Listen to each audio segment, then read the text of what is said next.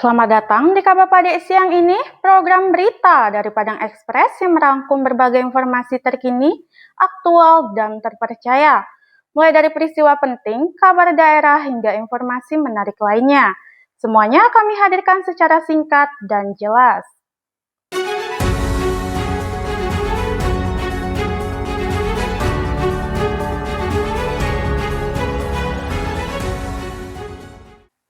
Inilah Kabar Pade siang ini, rangkuman berita khusus untuk sanak semua. Sanak, kita awali Kabar Pade siang ini dengan informasi pertama. Kolombia diguncang gempa dahsyat magnitudo 7,4. Korban tewas kini tembus 132 orang. Gempa yang terjadi pada Senin 10 Agustus 2026 ini menimbulkan kerusakan besar. Hingga Selasa 11 Agustus, sebanyak 570 orang dilaporkan terluka. Pereira menjadi salah satu wilayah yang paling parah terdampak. Sedikitnya 86 bangunan runtuh, sementara 7 bandara menghentikan operasi akibat kerusakan. Pemerintah Kolombia menetapkan status bencana nasional dan mengaktifkan mekanisme tanggap darurat untuk mempercepat penanganan serta pencarian korban. Di tengah situasi ini, KBRI Bogota memastikan seluruh WNI di Kolombia dalam kondisi aman.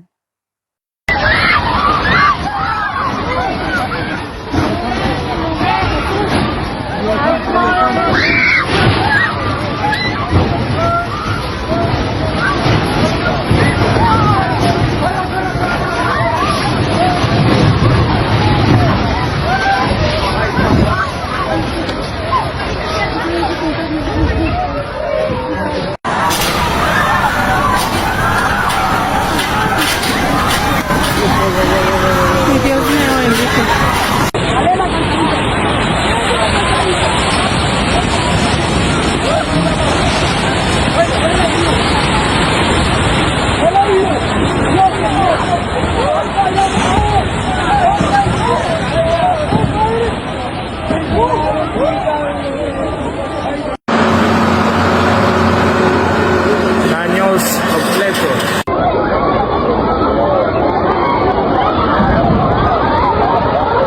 Pereira. Vámonos que... Berita kedua, dikutip dari @sumbarkita.id, detik-detik mengerikan terekam kamera.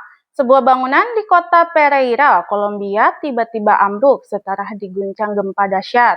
Dalam rekaman, bangunan tersebut terlihat bergoyang hebat sebelum akhirnya tak sanggup menahan guncangan dan ambruk. Gempa berkekuatan magnitudo 7,4 mengguncang Kolombia pada Senin 10 Agustus 2026. Menurut laporan, 111 orang dilaporkan tewas dalam bencana ini. Gempa tersebut juga disebutkan sebagai yang terkuat yang pernah mengguncang Kolombia dalam sejarah negara tersebut.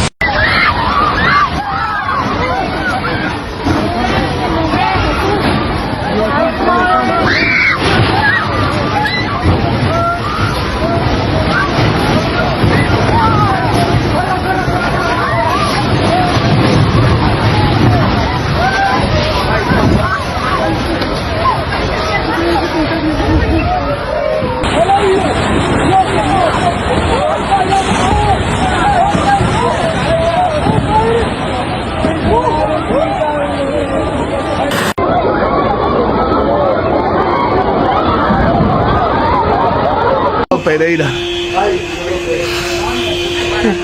Vámonos que... Berita selanjutnya dikutip dari @inilah_com. Suara bergetar, mata berkaca-kaca.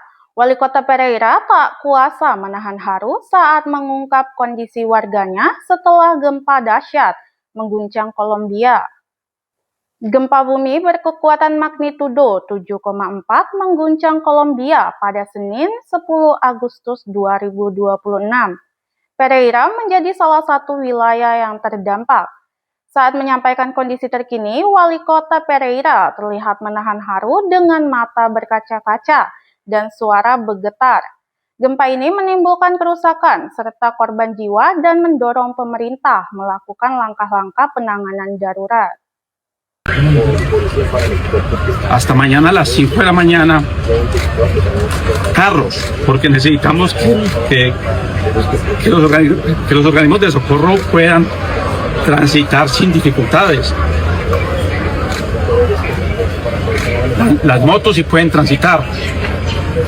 Desde hoy a las 6 de la tarde hemos decretado toque de queda hasta las 5 de la mañana para proteger el comercio de la ciudad.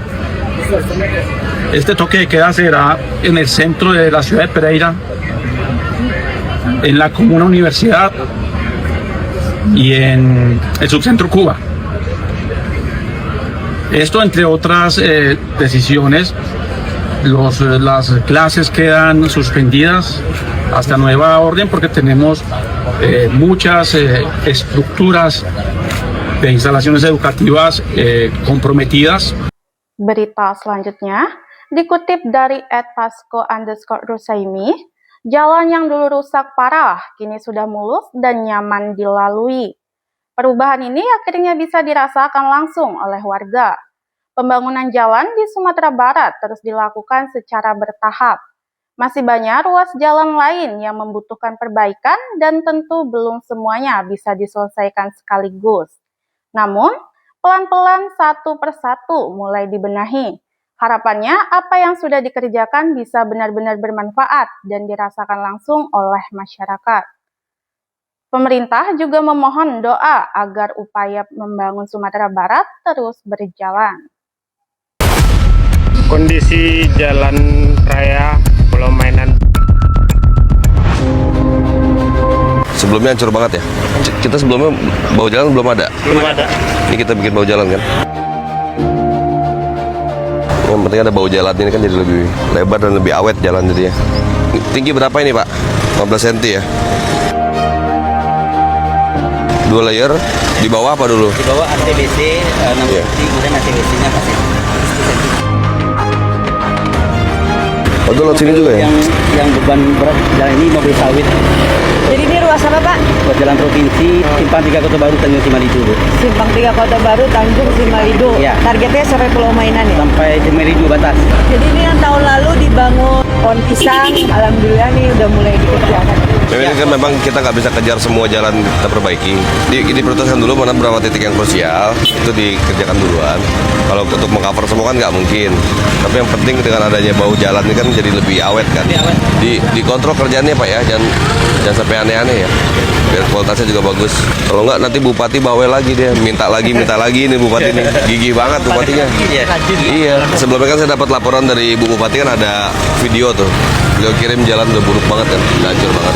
Sebelumnya aspalnya ya 90% lah tergerus, tinggal 10% lah. Panjang berapa kilo total? 11,9 kilo Pak. Yang luas ini Tapi yang rusak sekitar 6 kilo ada.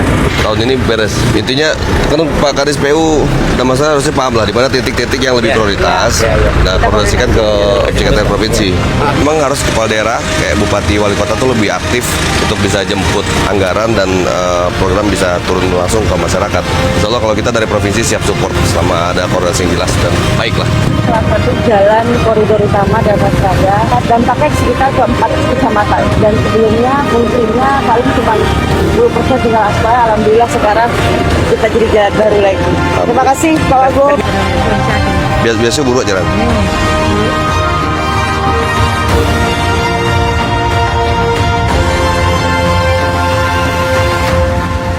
Berita selanjutnya dikutip dari @officialnews.tv.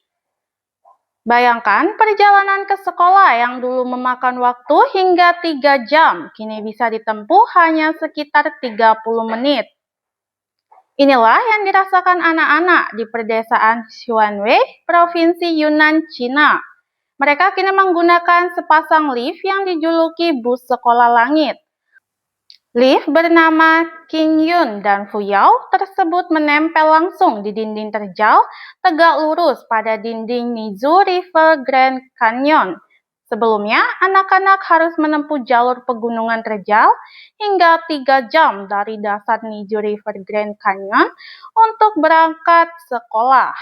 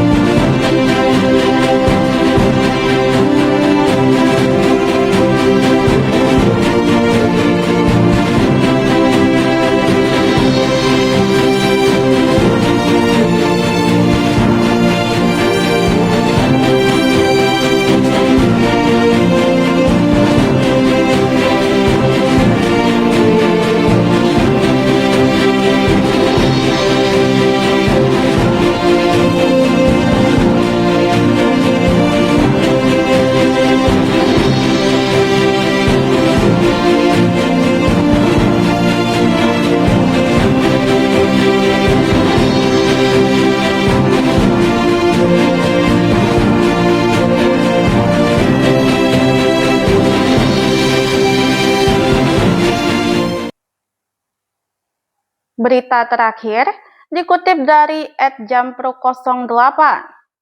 Tak disangka jawaban seorang peserta magang nasional saat ditanya soal gaji pertamanya justru membuat suasana ruangan berubah haru. Ferdian, peserta magang nasional Kemnaker, ditanya Sepkap Teddy Indrawijaya dan Menteri Ketenagakerjaan Prof. Yesarli mengenai rencana penggunaan gaji pertamanya. Sebagai seorang yatim piatu, Ferdian tidak lagi memiliki orang tua untuk menerima gaji tersebut. Namun, ia memilih menyumbangkannya kepada panti asuhan dan orang-orang yang membutuhkan. Di balik ketulusan itu, Ferdian ternyata hanya memiliki satu keinginan sederhana, yaitu membeli sepatu baru. Sepatu yang dikenakannya telah digunakan sejak pertama kali kuliah di Universitas Brawijaya. Tersentuh mendengar kisah Ferdian, Sepkap Teddy berjanji membantu memenuhi kebutuhannya selama 6 bulan. Mulai dari sepatu, celana, hingga pakaian yang layak. Kisah Ferdian mengingatkan kita, keterbatasan bukan alasan untuk berhenti berbagi. Insya Allah kalau dapat gaji pertama, itu mau dipakai buat apa? Ya, sebagai besarnya berapa uang sakunya? UMR Jakarta sekitar 5,7, Prof. Oke, jawab tadi. Karena saya sebagai seorang yatim piatu, jadi saya punya ingin untuk berbagi entah itu ke panti asuhan atau mungkin ke teman-teman di luar sana gitu.